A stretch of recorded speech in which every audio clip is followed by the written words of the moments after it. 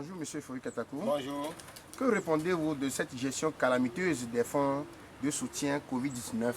Ce n'est que la preuve vivante de la manière dont le pays est géré. Quand on a vu le rapport, on s'est dit, oh, est-ce que c'est un rapport réel? Mais d'après nos recherches, c'est un rapport réel qui est sorti. On a posé la question, pourquoi on a sorti ce rapport? Pourquoi c'est sorti en ce moment? Et quand on fait la réflexion, on a constaté que ça serait d'une ingestion de là où les fonds sont venus, hein, d'une institution internationale, ou bien de l'OMS, qui a imposé à avoir le rapport. Mais ce qui est étonnant, c'est que le rapport est sorti avec les commentaires sur les réseaux sociaux, la publication de différents passages. La sortie du gouvernement nous a fait rire, quoi. Comment est-ce qu'on peut sortir un tel rapport qui transparente, qui nous montre les fraudes, les détournements de fonds, la corruption? C'est-à-dire, on ne peut pas comprendre, quoi. On ne peut pas gérer un pays comme une épicerie de maison.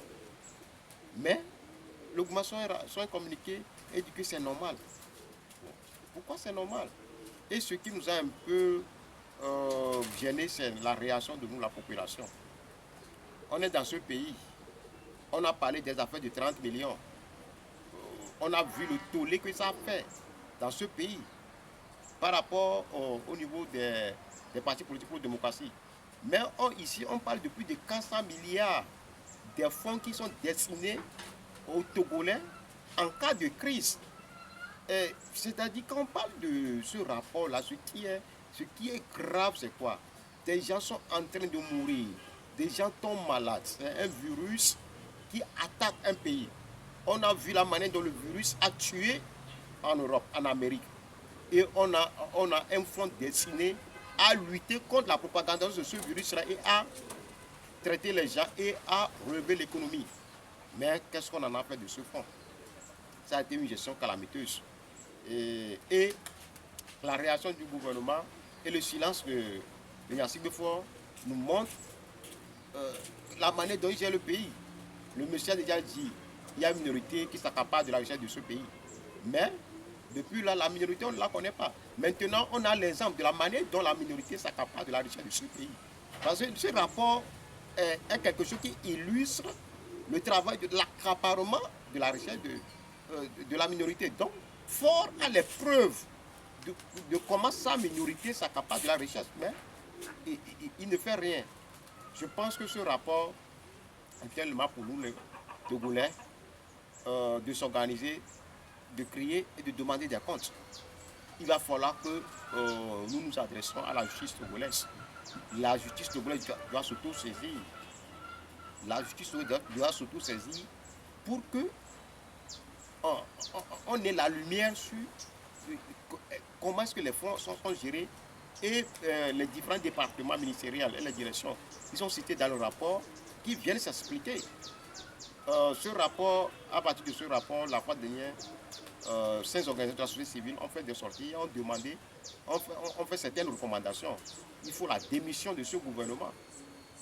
Ce gouvernement doit démissionner. Et les gens qui sont mêlés, quand on va former le nouveau gouvernement, ne doit plus venir. Il va falloir que fort même se lève pour dire ce qui s'est passé, ce n'est pas bon. Pour qu'on puisse trouver ceux qui ont effectivement pris de l'argent. Si on ne trouve pas des gens, il faudrait que Ford nous rende des comptes. Si le fonds là concerne seulement 2020, si on veut faire le rapport sur la gestion du pays de 2005 à aujourd'hui, imaginons ce qu'on va voir. Donc ce rapport est très alarmant et ça nous amène à nous les Togolais à se lever. C'est un travail qui nous concerne parce que quand on ne dit rien, Ford ne va rien faire. Parce que ce sont sa minorité, ce sont ses bandes. Et aussi, ce rapport, pour moi, personnellement, ça donne l'élément politique à Faure Gnassingbé de neutraliser certains dans le système et d'ouvrir le système pour recruter d'autres ressources humaines. Parce que c'est un qui vient de faire 18 ans. Le régime de Faure vient de faire 18 ans. Donc il y a des gens qui sont ministres pendant 14 à 15 ans, même 18 ans. Donc il faut renouveler ces ressources humaines-là. Donc il lui faut des éléments pour neutraliser certaines personnes.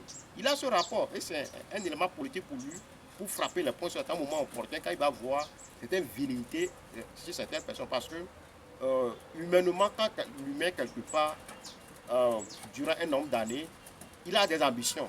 Il va vouloir avoir des ambitions. Donc ce rapport n'est qu'un élément pour pouvoir de neutraliser et de recruter les gens. Je dis recrutement parce que quoi, quand ce rapport est sorti, d'autres vont traiter ce rapport comme une volonté de fort d'amener la transparence dans l'économie togolaise. Or, c'est juste un élément pour désorganiser aussi dans le rang des militants pour la démocratie et neutraliser dans son rang.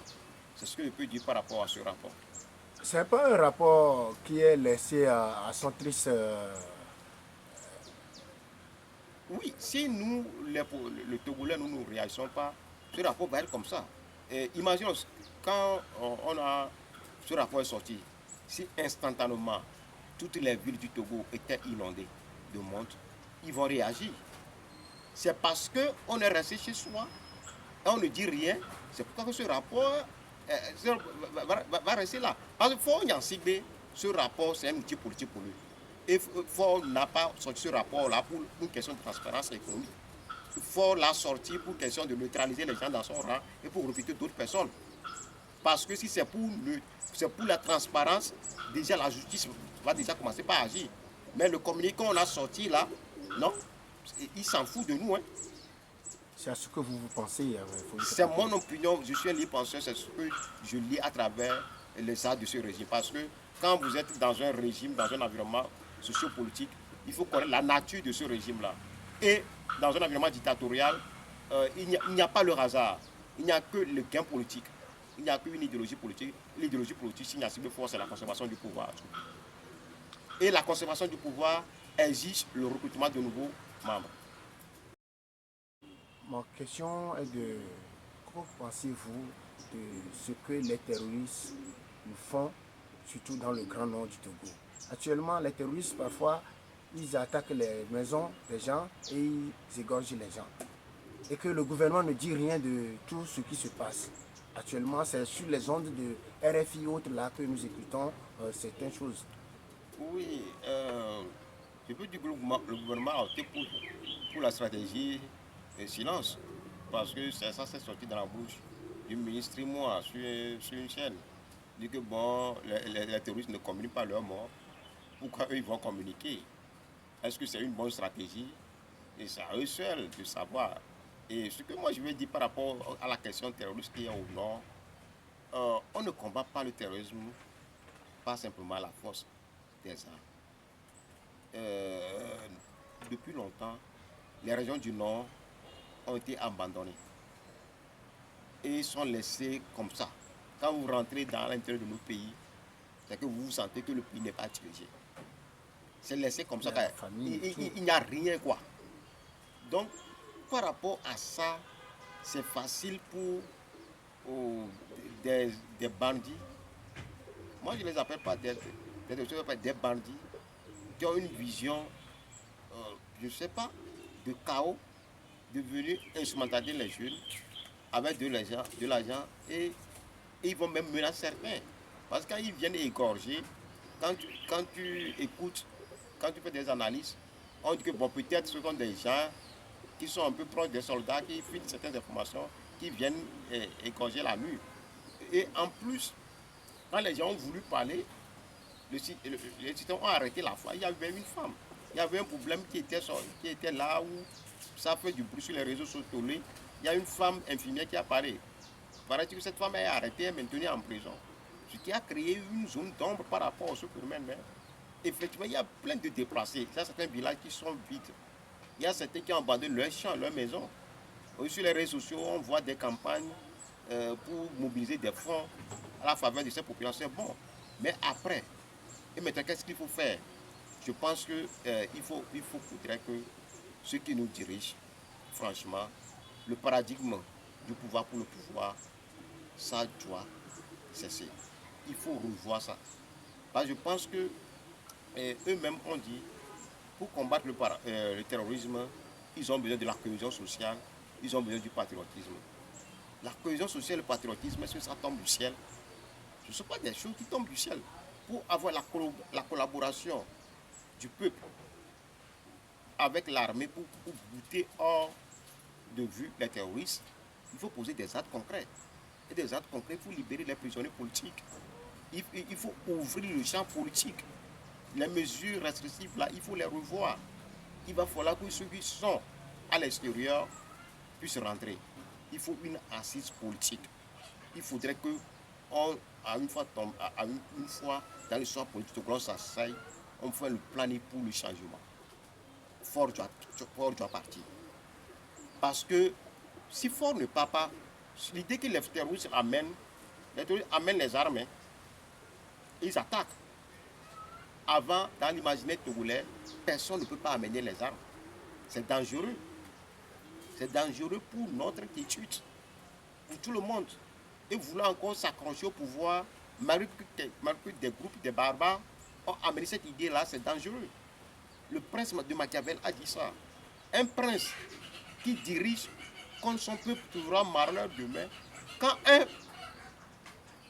groupe armé vient à sa porte et présente un intérêt pour son peuple.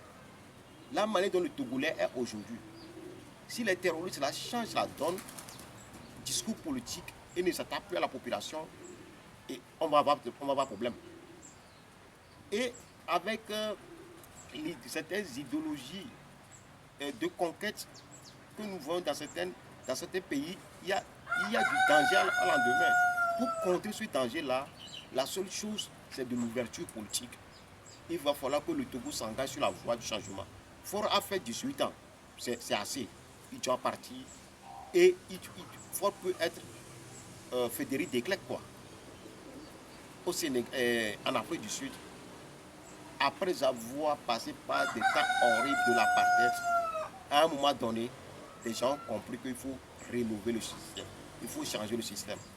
Fort ne peut pas vouloir s'accrocher au pouvoir et ils vont faire partie du terrorisme. Et le pays sera en paix. Au coin togolais, il est prêt aujourd'hui à se lever pour être aux côtés de l'armée. Pour soi-disant, lui, il va combattre le terrorisme. Je crois qu'aujourd'hui, à l'heure actuelle, on ne peut pas avoir ça. Il va falloir qu'on libère les prisonniers politiques.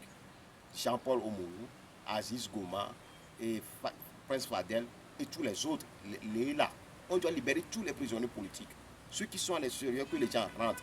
Il faudrait créer une assise nationale. Et il faudrait mobiliser les fonds.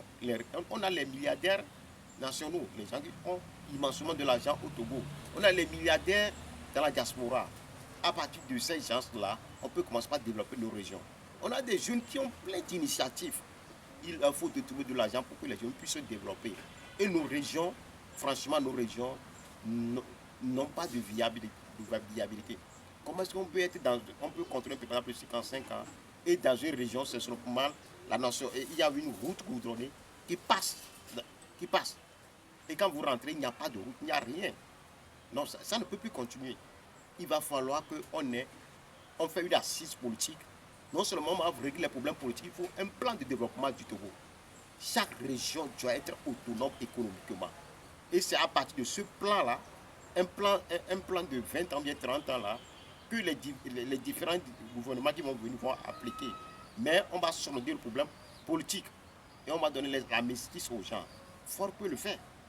Fort a l'occasion aujourd'hui d'enclencher son propre départ. La balle est dans son camp. Monsieur Frédéric Katako, vous avez parlé tout à l'heure de la cohésion nationale que M. Fort demande souvent. Vous savez qu'il y a un chef, avant il était militaire aux États-Unis. Quand il était arrivé au Togo, il est devenu un chef du quartier. Je veux parler de M. Kofigan Akakpo, qui a été arrêté et jeté tout récemment en prison. Que répondez-vous de cette situation que M. Akakpo Kofigan a vécu? J'ai fait un peu de recherche pour savoir qu'est-ce que c'est. Paraît-il que le monsieur a fait un audio d'indignation, que je l'appelle ainsi. Tout citoyen, quand il a pris un crime crapuleux sur un enfant, il peut s'indigner, il peut dire des choses. Et après, j'ai appris aussi que, bon, quand il est rentré, il a essayé d'entrer en contact avec certaines personnes pour demander pardon. Bon, le gars, il est rentré, il a voulu être chef. Vous lui avez permis d'être chef. Maintenant, vous l'arrêtez. Et est-ce que réellement ce fait, ça encourage ce pays? Il y a des Togolais qui ont déjà 30 ans en Europe, 40 ans en Europe. Ils sont immensément riches. En le faisant, ceux qui vont rentrer, vouloir investir dans le pays. Déjà ceux qui rentrent dans le pays, parce qu'on a géré les populations pendant 50 ans avec du trésor mental, les gens ont des problèmes avec leurs collaborateurs qui travaillent avec eux. Les gens sont fatigués, ils ont une désamour pour venir investir déjà dans le pays. Mais si le gouvernement central qui doit encourager et commence par arrêter de gauche à droite, parce que des gens ont exprimé leur indignation, je ne pense pas que ça peut aider le pays. Et là, c'est un acte qui attaque la cohésion sociale. C'est un acte qui attaque le patriotisme. Et c'est un acte qui ne peut pas aider à lutter contre les terroristes. Moi, je n'ai pas compris le pourquoi ils ont osé arrêter ce chef-là. Pour moi, c'est un faux pas. Ils n'en ont pas besoin. Ils sont déjà dans leurs mains Omolou, Jean-Paul Omolou, qui est gênant. Ils ont déjà en main Aziz Goma. Maintenir Aziz Goma en prison jusqu'à maintenant, et maintenant arrêter ce chef-là, je ne sais pas. Ça dit, on construit un pays par la diaspora. Un pays, l'Israël a été construit par sa diaspora. Mais si on veut simplement avoir une diaspora qui vienne faire la fête au Togo, construire une maison, ou bien on veut que les ressources humaines du Togo aillent développer d'autres pays là, ils n'ont qu'à continuer comme ça, arrêter les gens ne vont plus venir. Quand ils vont quitter le Togo, les gens vont venir rester à l'extérieur. Je préfère aujourd'hui, quand le régime est là, mais c'est à cause de comment je quitte là, quand j'aurai de l'argent, je préfère venir investir au Bénin, au Ghana, que de venir investir au Togo, avec ce régime, parce que je ne vois pas d'encouragement de la protection de la sécurité. Ce que le chef là a dit, comme parole d'indignation, quelqu'un qui est venu demander pardon à vous, vous l'arrêtez encore. Je ne sais pas sur quoi, parce que bon, nous-mêmes on a été arrêtés, on sait à peu près, mais ils n'en ont pas besoin quoi. À l'heure actuelle, avec tout ce qu'on a, ils n'en ont pas besoin. Je pense que ce que j'ai dit plus haut, il faut une ouverture politique. Ce qu'on a là, si tout le monde pense que ça va, on se trompe. Je le répète, ce qu'on a là, et quand vous pensez que vous avez neutralisé les partis politiques, vous avez mis la main sur les leaders des partis politiques, vous avez désorganisé la société civile, et que vous pensez que ça va, vous vous trompez. Et le mal n'est pas loin. Les gens bouillonnent dans leur tête. Ça ne va pas, rien ne va. Les gens en ont marre. Mais ils vont faire attendre leur voix bientôt. Pour anticiper tout cela, il faut une ouverture politique et Nancy Fort doit enclencher pour son propre départ, comme ce qui a été fait en Afrique du Sud. Merci.